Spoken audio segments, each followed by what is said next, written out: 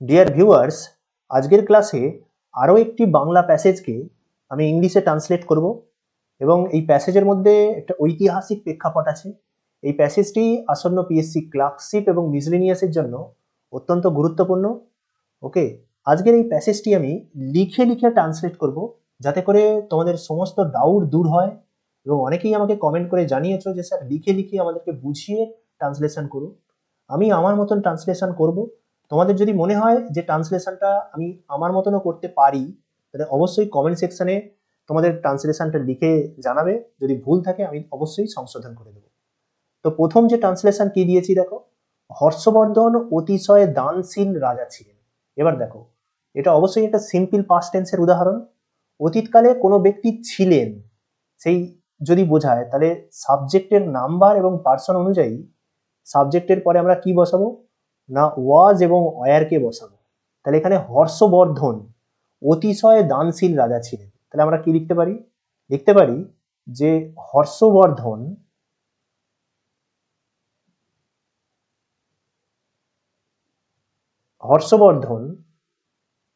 was a charitable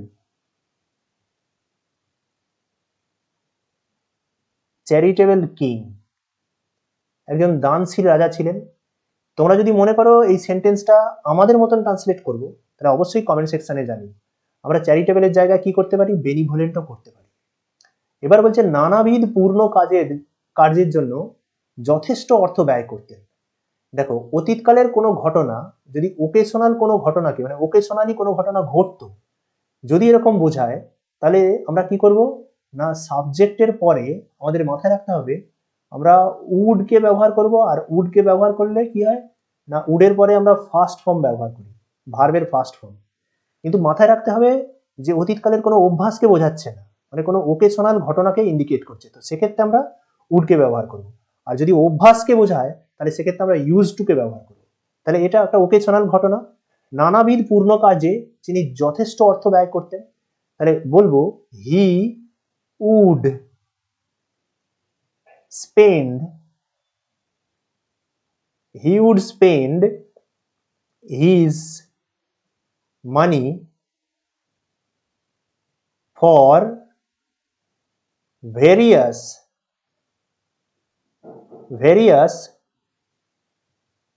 Holi works. কেউ লিখতে পারো স্যাগ্রেড ওয়ার্কস। ওকে, তোমরা তোমাদের মতো লিখতে পারো। তাহলে 2 নম্বর সেন্টেন্সের ট্রান্সলেশন আমি করে দিলাম। 3 নম্বর সেন্টেন্স কি বলা আছে? প্রতি 5 বছর অন্তর একটি মেলা বসাইতেন এবং 5 বছরের সমস্ত সম্পদ মেলায় বিলিয়া দিতেন। তাহলে প্রতি 5 বছর অন্তর, প্রতি 2 ঘন্টা অন্তর, প্রতি 10 বছর অন্তর এই ধরনের ফ্রেজগুলোকে আমরা কিভাবে লিখি? তাহলে লিখব এভরি 5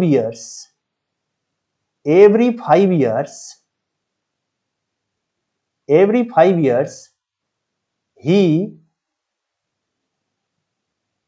would hold, বসাইতেন, হোল্ড লিখতে পারি, অথবা আমরা অ্যারেঞ্জ, এই অ্যারেঞ্জ শব্দটাকেও লিখতে পারি। He would arrange a fair and gave away মানে কি? বিতরণ করে দিত। কেউ ডিস্ট্রিবিউটেডও লিখতে পারো। Gave away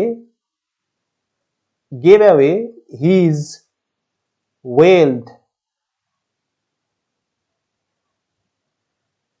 he gave away his wealth that he had saved during last 5 years.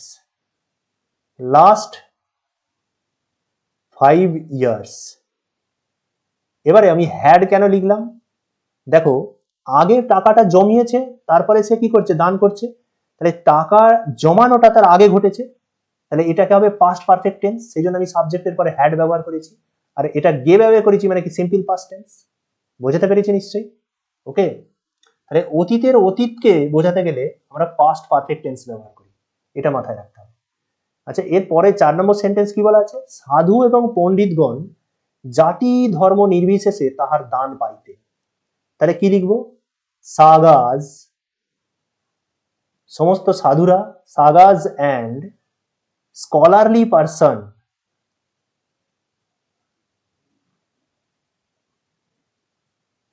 Scholarly persons got, আমরা এখানে রিসিভড শব্দটাকেও লিখতে পারি,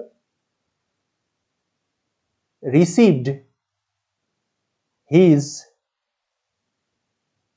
ডোনেশন, মানে তার দান পাইতেন। এবারে বলছে জাতি ধর্ম নির্বিশেষে, তাহলে কি লিখেছি? সাগাজ অ্যান্ড স্কলারলি পার্সন গট অথবা রিসিভড হিজ ডোনেশন উইদাউট, এই যে জাতি ধর্ম নির্বিশেষে ইংরেজিটা কি হবে? Without any distinction, without any distinction of caste or creed, মানে জাতি ধর্ম নির্বিশেষের ইংরেজি হচ্ছে এইটা। তাহলে বোঝাতে পেরেছি নিশ্চয়ই। আচ্ছা, এরপরে কি বলা আছে? 5 নম্বর সেন্টেন্সটা কি বলছে? তাহার সময়ে বিদ্যাচর্যার নিমিত্ত, মানে বিদ্যাচর্চার জন্য বিহারের নালন্দা নামক স্থানে বহু অর্থ ব্যয়ে একটি বিশ্ববিদ্যালয় স্থাপিত হয়েছিল, মানে বিশ্ববিদ্যালয় স্থাপন করা হয়েছিল, মানে প্যাসিভ ভয়েসে আছে। তাহলে তাহার সময়ে আমরা এরকম ভাবে লিখে দিতে পারি, during his period, during his period কি লিখবো? এ ইউনিভার্সিটি, ইউর উচ্চারণ যদি ইউর মতন হয় তাহলে তার আগে আমরা এ বসাই, a university, a university was set up, আমি সেট আপ শব্দটা সহজ, কেউ লিখতে পারো established, okay. University was set up at, কোথায় হয়েছিল? না Nalanda, at Nalanda in Bihar, in Bihar. হ্যাঁ, তাহলে কি লিখলাম? During his period university was set up at Nalanda in Bihar, spending, কি করে? বহু অর্থ ব্যয় করে, spending a huge some of money, huge some of, huge some of money, বহু অর্থ ব্যয় করে। এই যে বহু অর্থ ব্যয়ে একটি বিশ্ববিদ্যালয় প্রতিষ্ঠিত হয়েছিল। তাহলে পুরো সেন্টেন্সটা কি লিখলাম? During his period a university was set up at Nalanda in Bihar spending a huge sum of money. ওকে, এবারে 6 নম্বর সেন্টেন্স কি বলছে? নালন্দায় প্রায় 10 সহস্র, মানে 1000 ছাত্র এবং অধ্যাপক কি করতো? না বাস করিতে।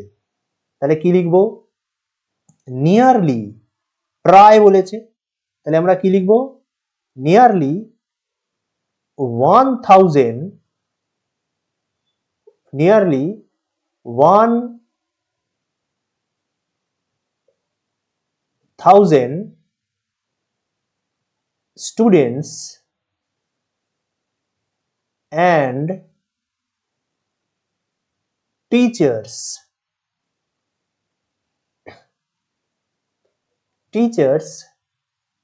এবার নিয়মিত বাস করতো তারা, তাহলে আমরা কি লিখবো? অভ্যাস, used to live there। এই যে আমরা এখানে used to কে কেন ব্যবহার করেছি?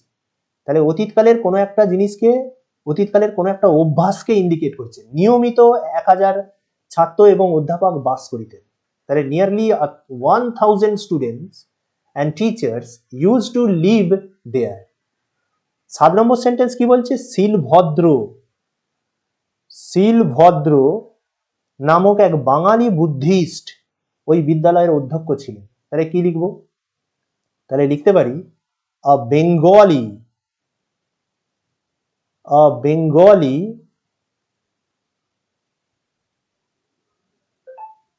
Buddhist, namely Silbhadra,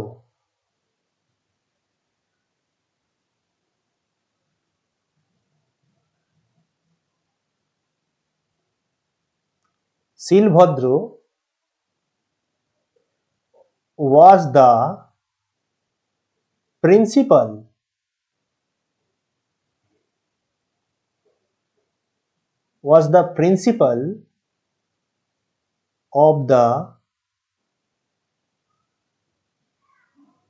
university. Okay, তো আজকের এই ট্রান্সলেশন এই ছিল। আমি আমার মতন ট্রান্সলেশন করেছি। ওকে, তোমরা তোমাদের মতন ট্রান্সলেশন যদি মাথায় আসে অবশ্যই কমেন্ট সেকশনে জানিয়ে আমাকে জানাবে। যদি কোনো ভুল থেকে থাকে অবশ্যই আমি সংশোধন করে দেবো। Thank you for watching my video.